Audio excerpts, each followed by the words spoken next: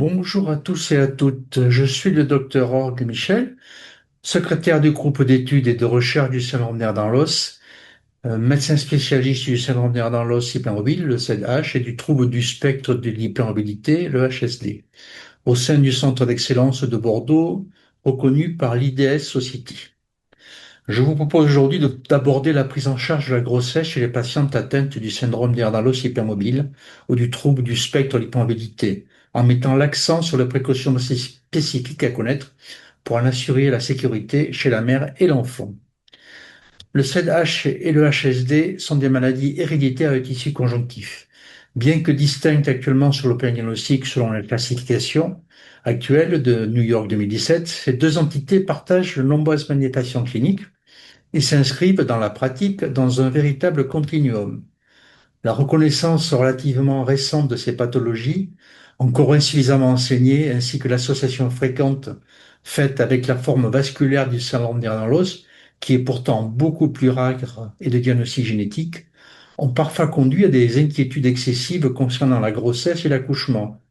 Ces craintes concernent aussi bien les obstétriciens que les sages-femmes ou les anesthésistes. Il est important que si certaines précautions sont nécessaires, la très grande majorité des grossesses peuvent se dérouler dans de bonnes conditions. Une surveillance adaptée permet généralement d'obtenir un accouchement proche de la normale, avec une évolution favorable pour la mère et l'enfant. La grossesse constitue souvent une période particulière pour ces patientes.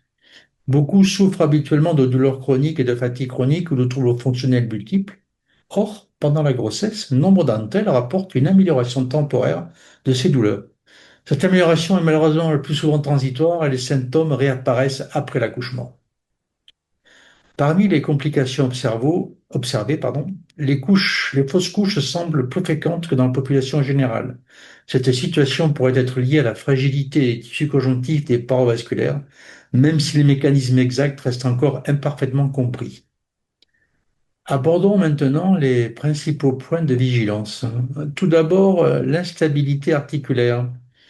Sous l'effet de l'imprégnation hormonale à la grossesse, les tissus deviennent naturellement plus souples.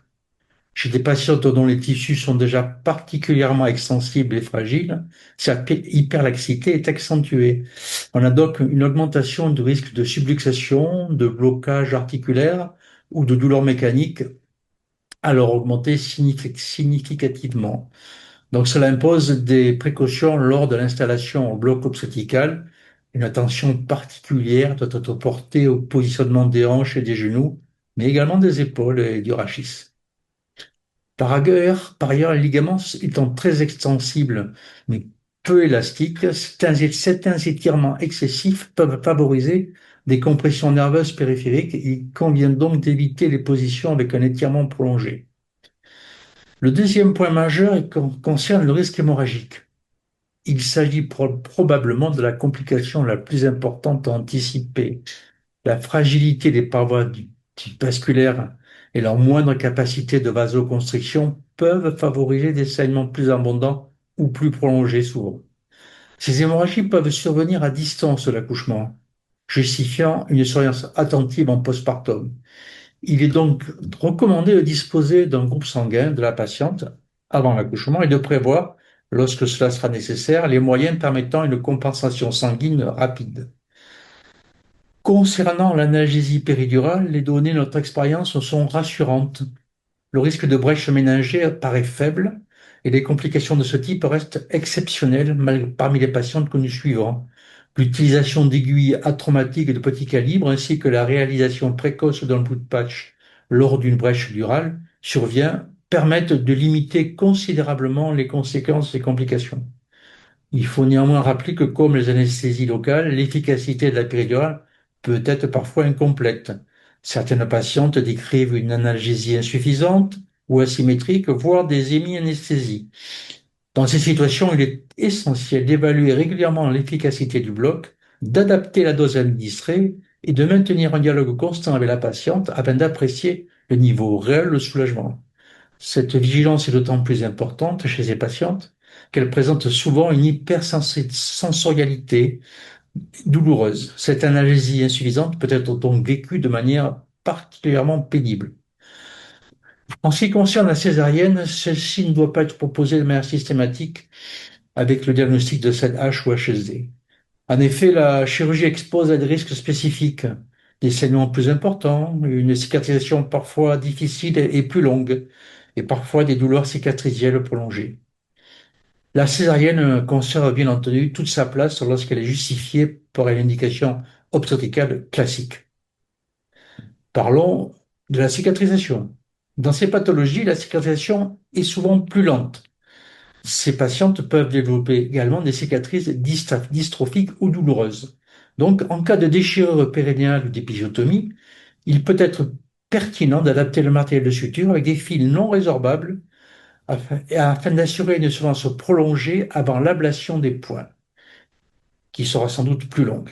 Il est toutefois important de souligner que, dans notre expérience clinique, les déchirures périnéales ne sont pas plus fréquentes que dans la population générale.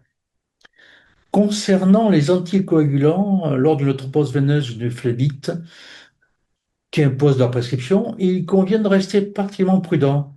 Le risque hémorragique de plusieurs organes étant majoré chez ces patientes, l'indication doit être rigoureusement confirmée et la surveillance sera informée pendant la durée du traitement. Enfin, quelques mots sur le déroulement du travail. De nombreuses patientes nous décrivent une situation clinique assez caractéristique, hein. Les contractions utérines extrêmement douloureuses, parfois très rapprochées, sont associées à une progression lente de la dilatation cervicale, voire une arrêt de celle-ci. Cette dissociation entre l'intensité des contractions et l'évolution du col peut conduire à des travaux particulièrement longs et éprouvants. Lorsque cette situation se présente, elle nécessite parfois des mesures spécifiques, que ce soit médicamenteux ou mécaniques. Il faut favoriser la progression de la dilatation cervicale et afin de limiter l'épuisement maternel. Pour conclure, le syndrome de Lardner hypomobile et le trouble du spectre immobilité ne constituent pas en eux-mêmes une contre-indication à une grossesse ou à un accouchement par voie basse. Ils nécessitent cependant une connaissance des particularités de ces patientes, la fragilité tissulaire, l'instabilité articulaire, le risque hémorragique, l'hypersensibilité douloureuse avec difficulté d'anesthésie et les lenteurs de cicatrisation. Une prise en charge adaptée, fondée sur l'anticipation et la collaboration entre les différents professionnels concernés, permet dans la grande majorité des cas de conduire la grossesse et l'accouchement dans des conditions satisfaisantes et sécurisées. Je vous remercie de votre attention.